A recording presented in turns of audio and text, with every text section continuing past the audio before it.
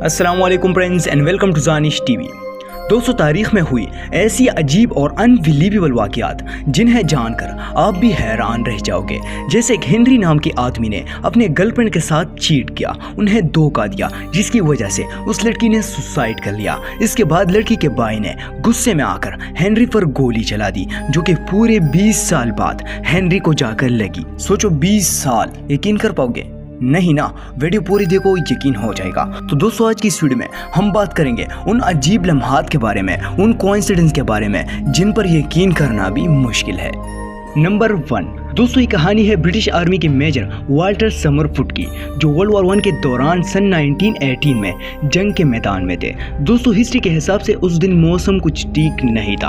आसमान पर गंगोल काले बादल छाए हुए थे, जब अचानक उन पर आसमानी बिजली आ गिरी, जिसकी वजह से उनकी कमर के नीचे का हिस्सा पैरालाइज हो गया। फिर 1924 में रिटायरमेंट के बाद वो एक नदी किनारे मछलियां पकड़ रहे थे और इत्तेफाकन उस दिन भी मौसम खराब था और अचानक एक बार फिर से उनके ऊपर बिजली गिर गई, जिसकी वजह से उनका पूरा जिस्म पैरालाइज्ड हो गया।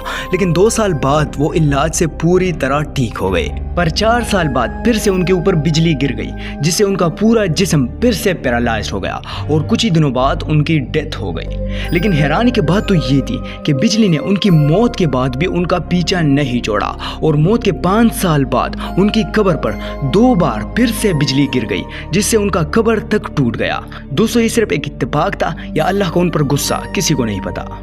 नंबर 2, दोस्तों, इस बंदे का नाम है मॉर्गन रॉबर्टसन, जिसने साल 1898 में एक फिक्शनल कहानी लिखी थी। उस बुक का नाम था द फ्यूटिलिटी।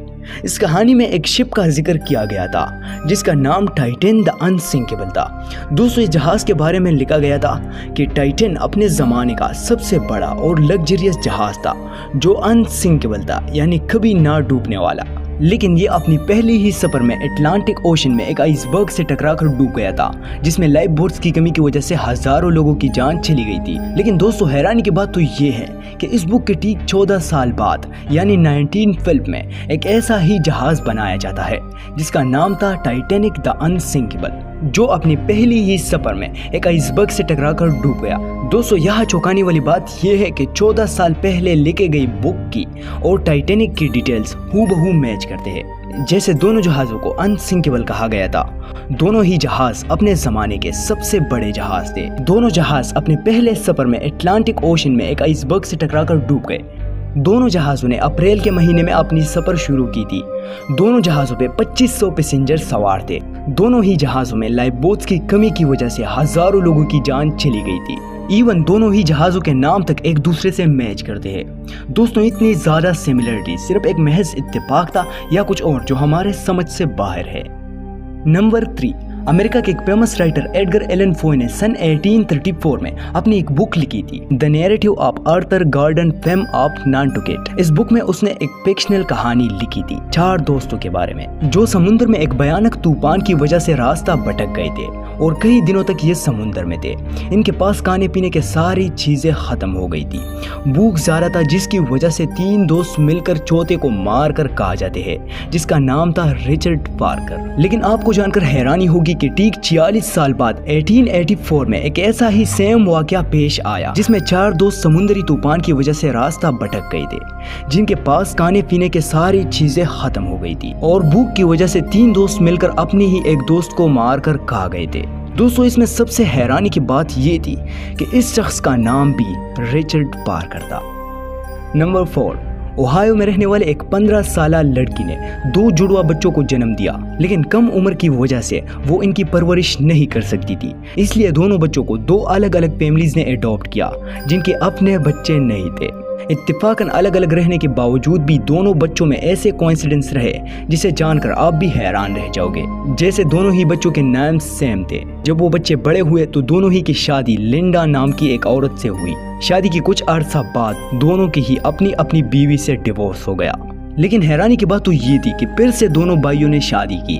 जिन लड़कियों से इन्होंने शादी की उन दोनों लड़कियों के नाम सेम थे, हत्ता कि इन लड़कियों के पहले से ही एक एक बच्चा था और दोनों बच्चों के पहला नाम जेम्स ही था।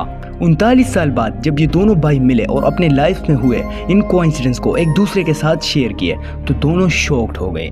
हत्ता कि ये दोनों भाई एक जैसे ही नौकरी करते थे और इन दोनों की शक्ल भी एक दूसरे से मिलती जुलती थी। क्या इतने सारे कोइंसिडेंस सिर्फ एक महज इत्तेफाक था या कुछ और जो हमारे समझ से बाहर है? नंबर 5, दोस्तों इन दोनों फोटोज को ध्यान से देखो। आपको भी ये दोनों एक ही आदमी की फोटो लग रही होंगी, लेकिन ऐसा कुछ भी नहीं है। इस तस्वीर में दिख रहा पहला आदमी एंजो फेरारी है, जिन्होंने फेरारी कंपनी की बुनियाद रखी थी, और दूसरा आदमी जर्मनी के एक फुटबॉलर मेसूत ओजिल है। दोस्तों इसमें हैरानी की बात ये थी कि एंजो फेरारी की डेथ 1988 में हुई थी और ठीक 1 महीने बाद मेसूत ओजिल का जन्म हुआ था, जो कि हूबहू एंजो फेरारी की शक्ल लेकर पैदा हुए थे। ये सच में अनबिलीवेबल है। नंबर 6, साल 1893 में यूएस के रहने वाले एक हेनरी नामी शख्स ने अपने गर्लफ्रेंड के साथ चीट किया, उसे धोखा दिया, जिसकी वजह से लड़की ने दुखी होकर अपनी जान ले ली, सुसाइड कर लिया उस लड़की ने। जब ये बात लड़की के घर वालों को पता चली तो लड़की के भाई ने गुस्से में आकर पिस्टल उठाया और हेनरी के घर जा पहुंचा, जहां हेनरी अपने घर के गार्डन में खड़ा हुआ था।